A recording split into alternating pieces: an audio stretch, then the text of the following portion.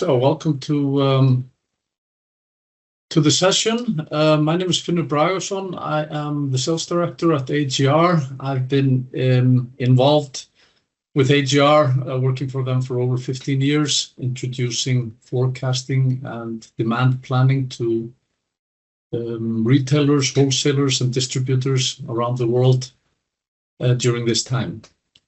Today, I want to focus on the impact of statistical forecasting and how you can save your bottom line in your business by applying that. I want to take a few examples today on the differences between forecasting methods that are available in your ERP systems and the forecasting or the statistical forecasting methods that AGR uses, and what are the differences on your business and on your bottom line by applying these methods. A little bit on AGR before we start. AGR has been in supply chain and forecasting for over 25 years. We operate offices all around the world. We have in specific regions, we work with partners such as Optimus to deliver our solution to our customer base. We have over 350 wholesalers, distributors, and retailers using the platform today. We have a very high retention rate, which means that when customers start using these statistical algorithms and these processes, they tend to stay with us. And we have over 100 employees and specialists in supply chain and forecasting around the world, because this is the only thing that we do, and this is what we specialize in. Now, from a high-level standpoint, what does AGR do? Our goal is to minimize waste in the supply chain.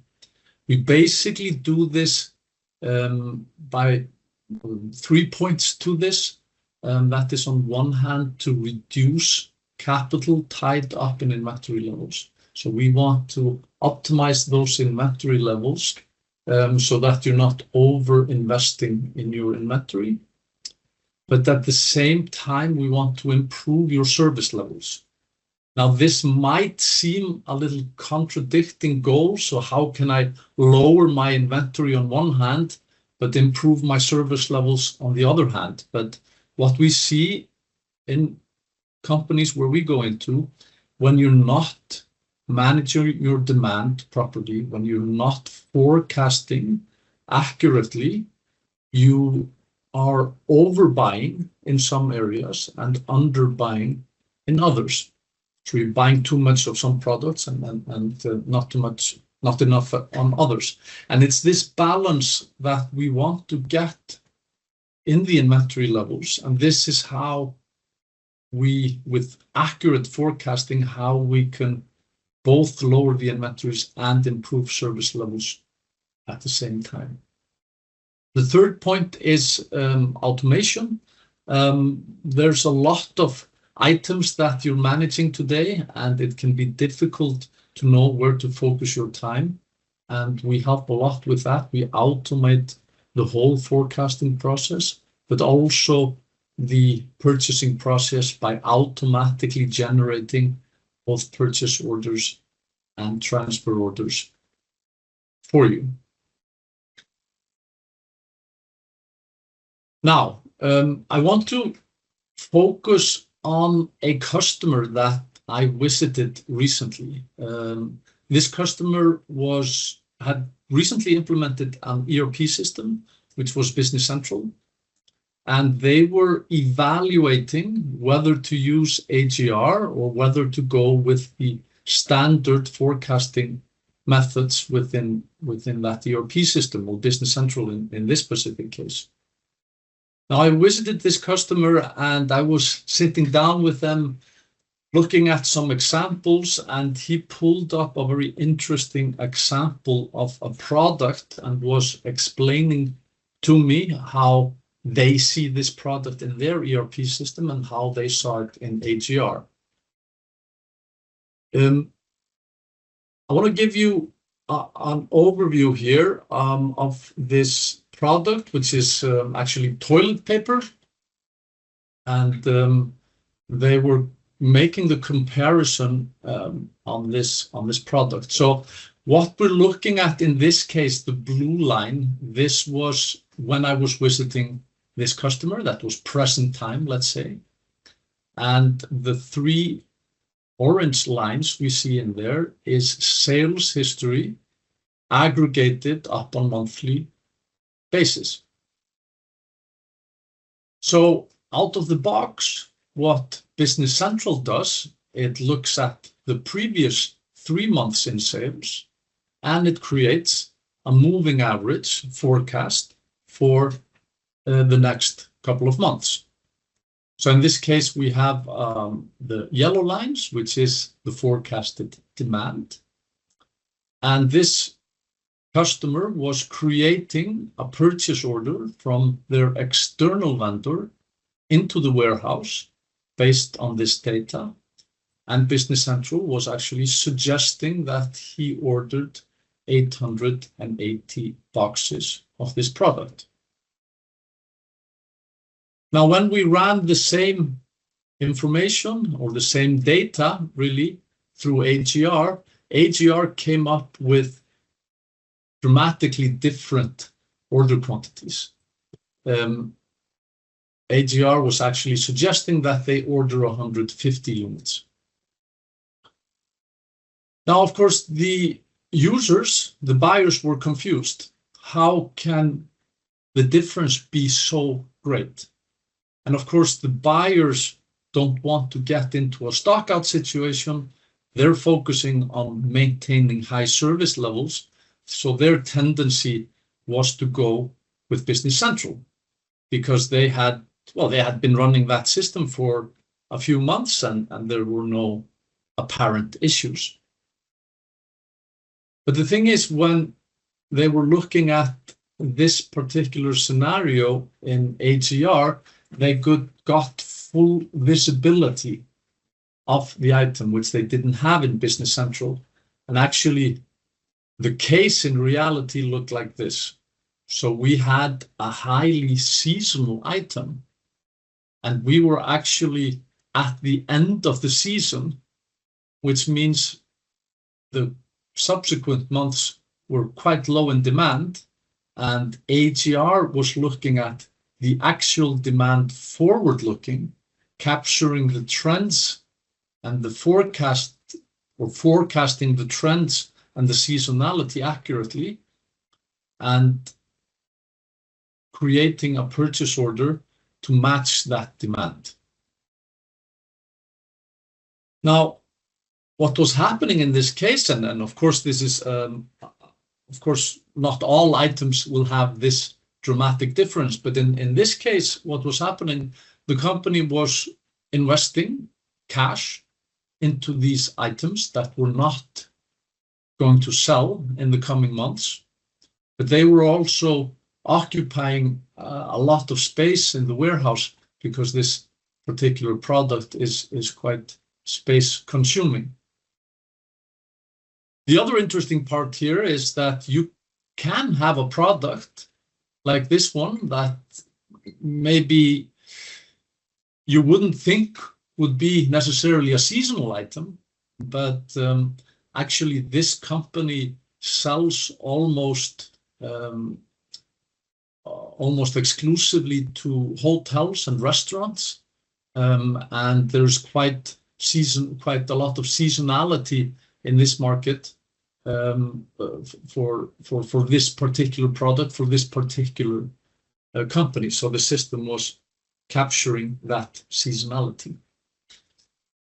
Now, of course, there is different trends. There's different sales patterns that companies are dealing with, and AGR for this customer was capturing a lot of trends and improving the order proposals quite a lot. And when we were reviewing the results after the last 6 months of using AGR compared to Business Central, we saw actually that this company got an 18% stock reduction during that time. And what is maybe more interesting is that they were reducing the overstocked scenario by 15%, but they were looking at a sales increase in the same period of over 15%. So quite good results and quite a healthy ROI for this particular customer. But we see this quite consistently when we are looking at companies that are using standard forecasting methods in the ERP system, and when we're switching into advanced to statistical forecasting, these are the kind of results that we can expect. And of course, it's quite easy to quantify those results. We can look at the average investment we have in the inventory, and we're typically looking at between 20 and 25%, which is the cost of holding inventory. And of course, on top of that, which can be a little bit more difficult to calculate, we're looking at improved service levels and, more importantly, dramatically reduced manual work for raising these orders and constraining these orders. So there's a lot to win by applying these statistical methods. Now, I'd like to go into the system itself and show you in a live environment how this can look. So in here, I'm in a demo version of AGR. I'm looking at my items in here. We can see that I have 1,700 items in the demo system. I'm clicking on a random item in here, and we can see the system is displaying the data graphically. So here where I have the mouse, this is today, July 23rd. Everything on the left-hand side, this is sales history. And based on that sales history, AGR creates automatically a statistical sales forecast. It automatically looks through dozens of algorithms and forecasting methods and automatically selects the most fitting algorithm to capture the trend in the data. So we can say that if there is any trend in your sales history, AGR will pick that up automatically and create the forecast. We're looking at the sales here in monthly buckets, but I can drill down to weekly and daily as well, and we can control the horizon. Now we can also add some legends into the graph here. I could look at, for example, stock units. Here we can see we have a similar pattern happening as we were looking at before. So the blue levels are stock units. When I get a purchase order into my warehouse, the stock level rises, and then we consume off of that stock with the sales history. But in this case here, at the end of the season, we can see that we are placing a purchase order of 23,000 units, and we can quite visibly see that this purchase order is lasting us here well into May. So we're clearly over-ordering here. We're filling up our warehouse, but we're also investing valuable working capital into this stock when it's not needed.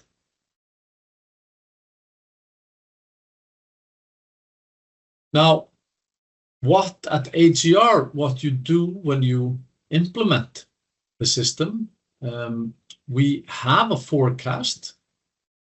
We know your stock levels, so we can actually estimate your stock levels into the future.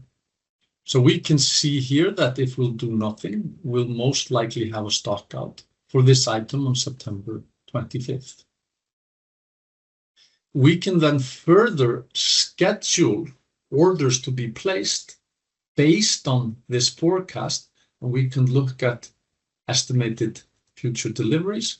And we can see here that ATR will create purchase orders that match the underlying demand.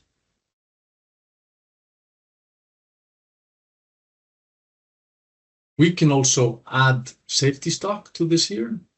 We can calculate safety stock for the order period, and we can define the service levels that we want to have, and the system will calculate how much safety stock we need to carry on top of the forecast to reach those service levels.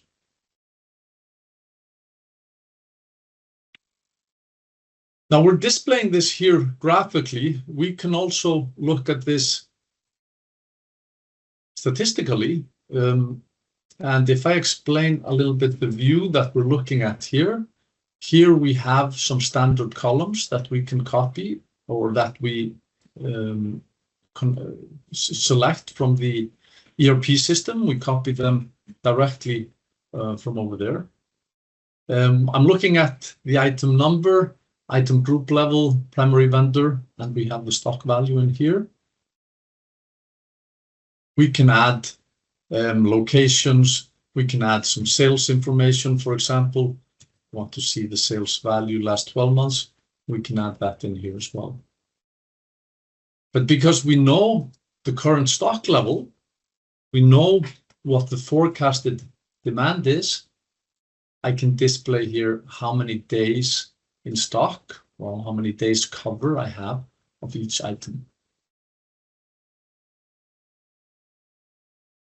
Now, I can further go here below and I can create some filters. So let's say we want to find out where I'm overstocked. So I could tell the system to give me a list of all items where I have more than 180 days cover. And here we see we're down to 209 items. So these are the items that I have overstocked in my supply chain. Now I can go on to group any of these columns by simply dragging them one level up. And here we can see how we're overstocked in the different item groups. We can add a secondary grouping based on the primary vendor, and we can look here into, for example, spare parts, and we can see that I'm overstocked for these two vendors. And I can go down to actually item level in here to look at how the overstocked level is.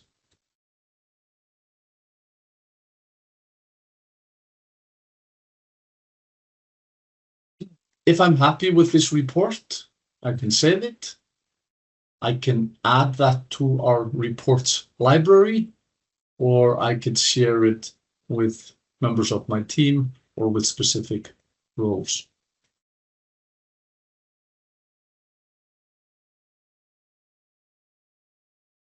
Now, moving on to the ordering process. We can create automatic order schedules in here based on any level of the business. So I could, for example, filter down to a specific vendor if I want to create a purchase order from a specific vendor, let's say Adidas. So I'll filter down to all of the items that I have open from Adidas, and I can then create a schedule to order this vendor on a specific on specific dates. So in here, if I were to order from, if it was a domestic vendor, I might order them twice a week on Mondays and Fridays. In this case, I'm going to do a monthly order schedule. And because I'm ordering from Far East, I'm not ordering in January because of Chinese New Year. And I'm on holiday in August, so I'm not ordering there. But because of payment schedules, I want to order on the 10th of each month. So when I associate this order schedule to the vendor, the system knows that I'm creating an order on February 10th, and the next order will be March 10th. So it creates an order to cover the demand between these periods for 30 days. But July 10th, the system knows I'm not ordering in August, so it needs to cover a longer period, and it'll cover a 2-month period. We can set this up both for our external vendors, but we can also do this for transfer orders if you want to transfer from your warehouse to a store, for example. So any supply chain you set up that you have, a store can order directly from a vendor, a store can also order from a warehouse, or any combination thereof. Now, once we've set that up, we simply go into our orders tab, and here we'll get a list of all of our outstanding orders. So these are unconfirmed orders that AGR has created automatically. We can see these are orders coming from a specific vendor into a specific warehouse in this case. So if I click on a random order, the system will see the individual items that belong to that order. And I can then look at the item card, and we can look at what's going on with this item. So we can see here, we have been placing orders on a 2-week basis, but moving forward, we're placing orders on a monthly basis. We can see how the stock level and how the orders and the forecast is progressing into the future.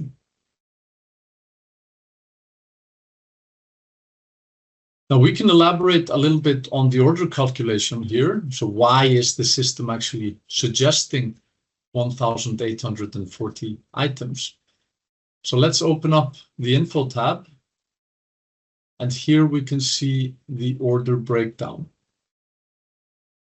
So in this case here, we have demand, or statistically what the system suggests that is the need for the order period is 2,470 items. We do not have any lost sales in this period, but we can take that into account. The safety stock that the system recommends for this order period is 76 units.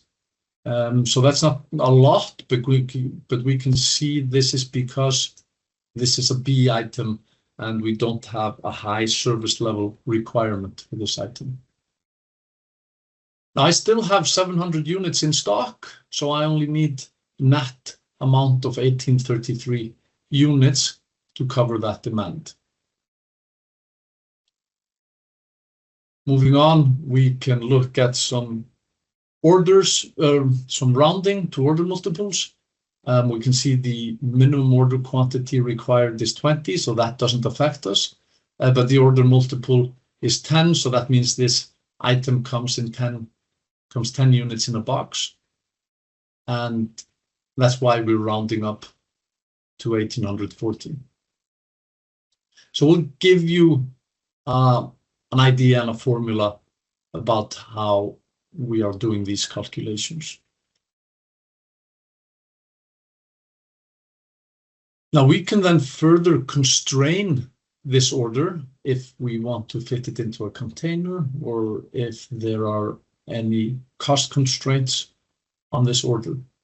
So I can simply select all of the items that belong to this order, or a partial order quantity. And in this case here, I can add a constraint.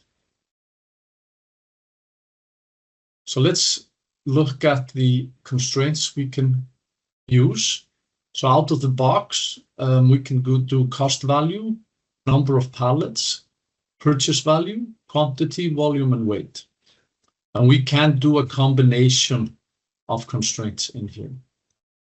So if we'd like this order to be less than 22 pallets, and I could tell the system to fill up with my lightest items or highest selling items, the system will optimize the order quantities. It'll iterate based on the actual demand, and it'll create a purchase order that fits into that container. We might also want to do a cost constraint. So we can see on the right-hand side that this purchase order has a total cost value of $371,000. I might get a discount if I go over 400,000. In this case here, I want to surpass the constraint. And here I'll do a 400 value based constraint. I'll save the constraint so I can reuse it. And here I can select it. The system will start to iterate. It'll recalculate. And you can see here that the new quantity based on the underlying demand just covers the 400,000 mark. Now, once I'm happy with this order, I can simply click to confirm it. And when I confirm it, it is then automatically sent to Business Central or any ERP system that you're running, and then you'd process it to the vendor from the ERP system. Now, this is the basic process that we follow in the system. I showed you before some of the reports that we can create. We can add them to our reports library that we have in here. So I just want to take you through some of the standard reports we have in the system. So on a daily basis, you'd like to look at urgent order required. These are the items where you will have a stock out within the next couple of days because there was something happening in the demand that was unanticipated. Review before stock out. Here, the safety stock level is below the stock level, so you'd probably want to take a look at these. Move in, move out. These are actually created purchase orders you might want to expedite or to move out because of changes in demand. We also have our weekly reports. Here you might want to look at fast movers, slow movers. Also quite an important report here is the new items. So the system will automatically find all of the new items that have no forecast. And in this case here, I could connect items to borrow sales history from existing items. So let's look at how that looks like.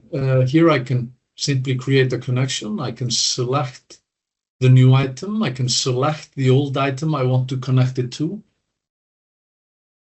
And I can actually connect here the stock levels and undelivered. So for example, if I have a superseding item, so I'm discontinuing an item, I still have 200 units of stock. For the old item, I might want to take that into account when creating my purchase orders.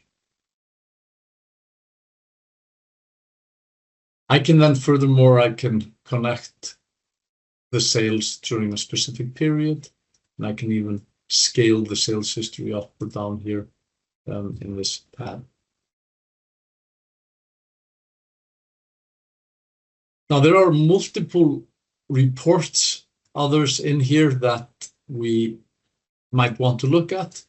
We have a list of standard reports, but the users can easily change the parameters of those reports and create new reports in here. We'll look at high forecast uncertainty, for example, or we can look at here an ABC report or overstocked items.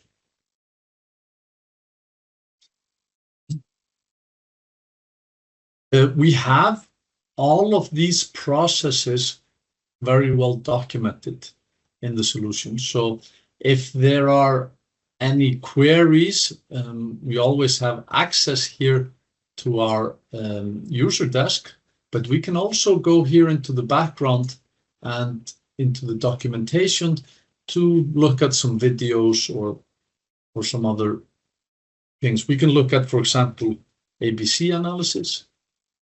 So we get a number of articles in there. You can click on the article, and there we have a detailed overview of the ABC analysis. We have videos showing you how you can run that ABC analysis, what are the parameters, how are the groupings done, and how we can set the service levels against those ABC factors. So there's a wealth of experience that you will have access to here in the background to search and to educate yourself on these forecasting and purchasing processes. We also give you a nice dashboard where you get an overview of your stock health. You can see your new items, your active stock. We can also look at items with high forecast uncertainty. We can see where we're overstocked. And this, by the way, this high, medium, and low importance, this is tied directly into the ABC analysis that we can run in the background. So these are the A items here, high important, B and C. And again, for the risk items in risk of stock out, we can look at that as well. And I can click on the bars and it'll take me directly into that report that I was looking for.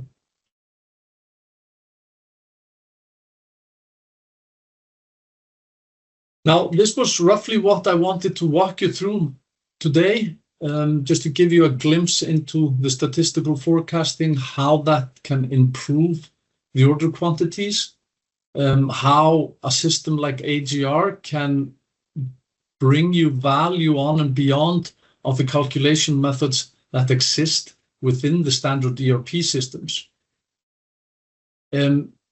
If you have any further questions or if you would like information, please visit our website or please just contact us directly and we'd be happy to set up a demo and walk you through in more detail what are the specifics and how we can apply these methods to your specific business.